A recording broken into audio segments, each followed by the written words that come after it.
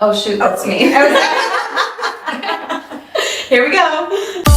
Welcome to the 517 Capital City Podcast with your hosts, local professional photographer Natasha Daniels, Lansing's leading lender Robin Berg, and 517's real estate expert Kat Gandolfo.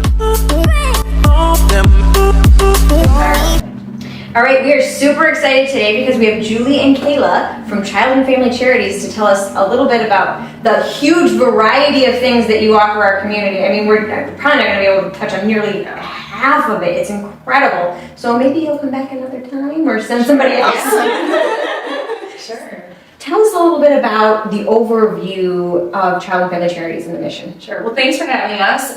So Child and Family Charities has a really long history in this community. We've actually been here since 1911, and our roots are with child welfare, and we used to be the Children's Aid Society, so that was an effort to find safe and loving homes for children who are orphaned or abandoned, but those services, of course, grew with the needs of the community, and our mission is to evolve and change with the needs of the community, so we just kept adding behavioral health services. We have teen accountability court. We also have a variety of residential programs, and of course we still have our child welfare programs, child abuse prevention services, a lot of support in the schools between mental health services and just social emotional support.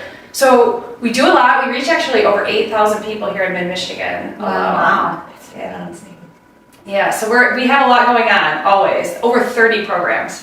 What are some of the new projects you have happening? So we are so excited. We have grown so much over the years, and we've really outgrown our space. And then we also have multiple locations right now in the community. So for us, it's been really important to consolidate all of our services into one campus. And so we are working right now with McLaren and to take over the former McLaren Greenlawn campus, the west portion. So the old Merriman buildings, the education center over there, and we just opened Jackson House, which was their old McCree house, their hospitality house, and it's our new shelter for homeless and runaway youth, ages 12 to 21. So now we have this amazing space that doubled our capacity to serve up to 28 youth at a time. Yes. The younger youth, families, as well as like our older youth who are kind of aging out. And we're just so excited to be able to continue to evolve all of our programs and grow and be ready to move into that space.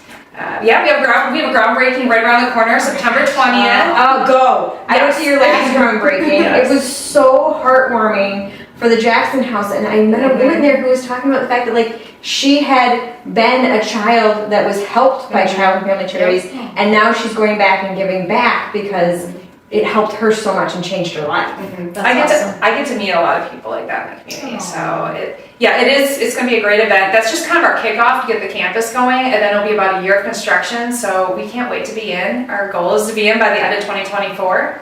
Wow. So construction. Yeah.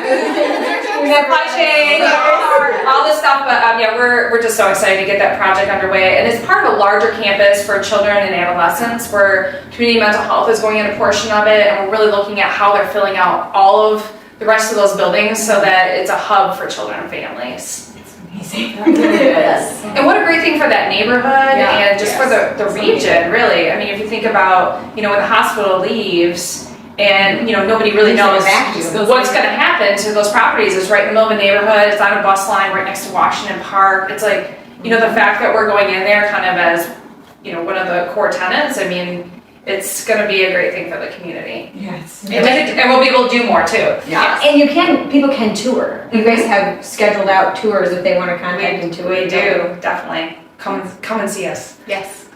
So tell us about your housing initiative.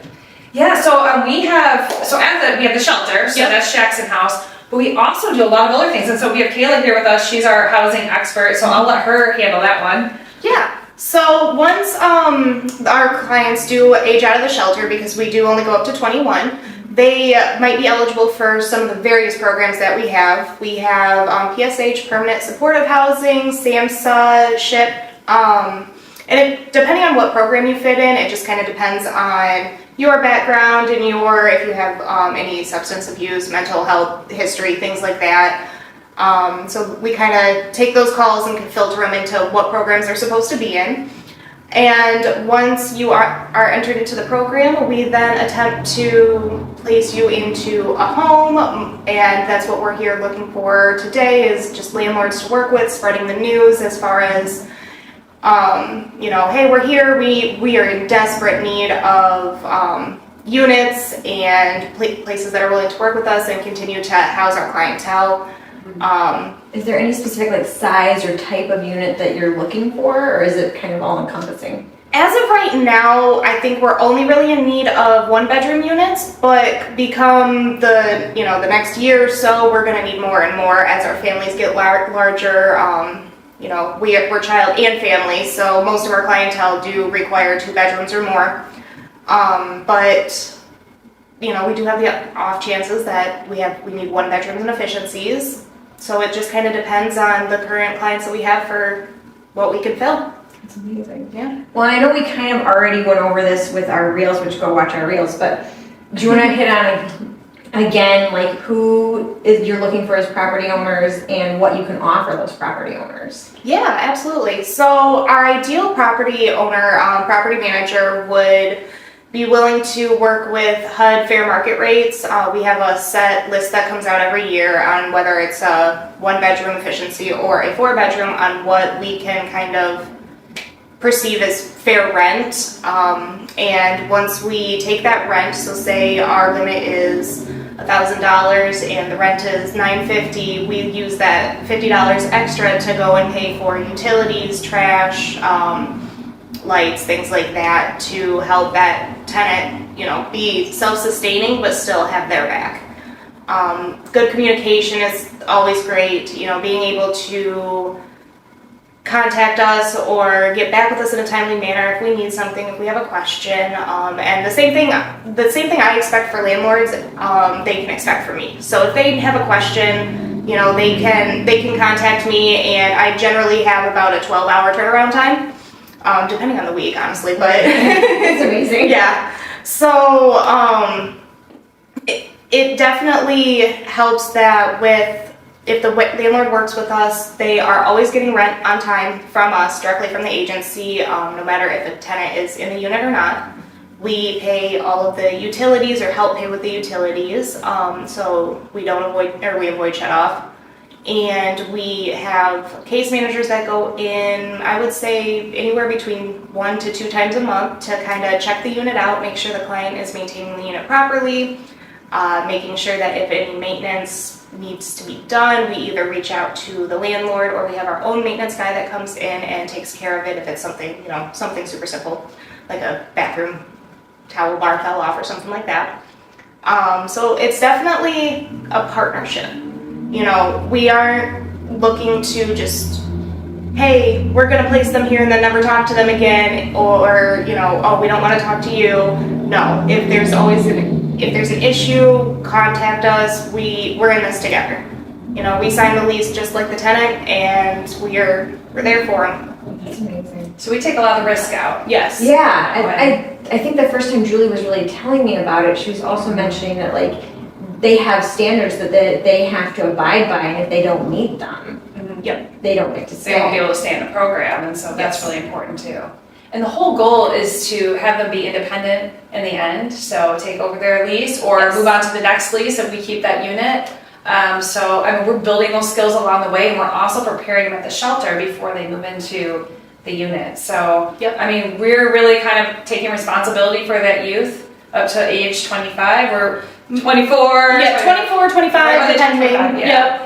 And just making sure that they have all those supports, because we all know as young people, it's not easy getting going. No. And if you can imagine a youth coming into our shelter and never having that opportunity before, and then, needing just those extra supports and just kind of that, just a little nudge, to get them going. And so we help furnish it, we get, all their supplies to get them going in the house. And we just make sure they have everything that they need to succeed and wrap services around them. So Yes, absolutely. she has an amazing team. I know they take you guys take a really great pride in everything that you do. So Yes. it's always awesome to, hear the stories and the successes of the youth going through the program. It's a new program for us, so it's just been a few years in, but I think it's just a great opportunity. A lot of people don't know about it. Yeah, it was really great learning about it when you and I first sat down. which is why we wanted you to come on the podcast, because I think it's an opportunity that, you know, especially Robin and I. Yeah, I was sharing earlier, I hadn't heard of this, and I've done mortgages in our community with realtors in our community for 20 years. And how did I not know of this? And we have so many investors that want to get into investing, but the question mark is, how do they get it filled? What if their tenant doesn't pay? What if they do destroy the property? All those what ifs are taken away if you guys are in the mix. You took that story. Yeah, come back to the community, to someone that really truly needs it, and it will be taken care of and takes them. It can feel good in so many ways. I really love that. Love that vision. So it's a really great model. It's a very unique model for this community too. I think we're one of the only programs that has this type of model. So yeah. So what kind of qualifications does a family or an individual need to receive services with you? It honestly depends on the program. Majority of our clients need to be within the range of 18 to 24, at least with the outside housing programs. And then it just kind of varies on whether they have emotional or substance abuse pasts. We would need to stick them in therapy and get a diagnosis for those things. Documentation is our best friend. But it's not really a one-size-fits-all category. You know, we have clients from all different walks of life, all different pasts, and all different futures.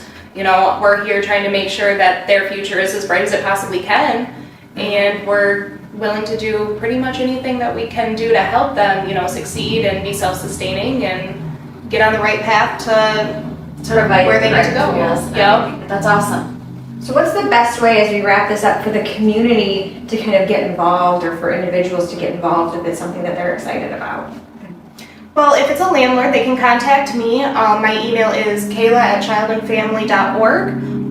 Or if it's another way to get involved, that would be a Julie or other department. Yes. Well, I would be remiss if I didn't talk about our capital campaign. All right, because we're on our last $500,000 that we're raising, and so people can get involved financially, and we're looking still for sponsorships from corporations, but of course individuals. Individuals get recognition at $10 and above on our donor wall in the new building. So we're at this point, it's called Million Reasons to Give. We're really inviting the community as a grassroots effort to get involved. With our new building, we're going to have opportunities for volunteering and helping us with our whole basic need wing that we're going to be launching. So if people want to start getting involved now, we have that going on already. So there's always ways for people to plug in. We have lots of committees, lots of volunteer opportunities, and obviously plenty of need for giving. Yes. So we're excited that we're sponsoring a tree at your Child and Family Charities. The Red Nose Ruckus. Thank you. Yes. It's always a great event. December 1st this year. It's It's sold out already, right? Our annual gala. But we did sell out, but I always say if people really want to come talk to me, I'll see if we can. She's got the in. I didn't say that, no. But yeah, because we did sell out all of our sponsorships though. So we've just been incredibly blessed by the support of this community, and I think that just goes to show we have this community behind us, and this mission belongs to the community. So it's really key to get people involved and understand the work that we're doing. I'm so excited for you ladies to come to the Red Nose Ruckus. I went once before, and it's amazing. That's awesome. So with the Red Nose Ruckus being out there for us now, we're looking for any small businesses that are local to the Lansing area that would like to help us decorate our tree. Our theme is either going to be like shop local or support local. It's all about 517. 517. Awesome, and great exposure because we have about 500 guests that come. So it's great exposure for businesses, and we always thank you. Awesome. So to wrap it up one more time, just how to contact you guys. I think that's a huge thing. Sure. Well, our website, childandfamily.org, has all the different ways to contact us. There's pull downs and donate nows, and I think that's probably your easiest way. Yep. We also always answer our Facebook Messenger, so. And you are on Facebook and Instagram. Are there any others that you're on, or just those two? Those are the main ones. I think we're on Twitter. Or X. X, right? That's Sorry. yes. Oh man, now they're coming for us. Well, anyways, so I think that's the best way. Yeah, Facebook is usually the way we receive most of our messages, or through our website. Thank you so much. Thank you.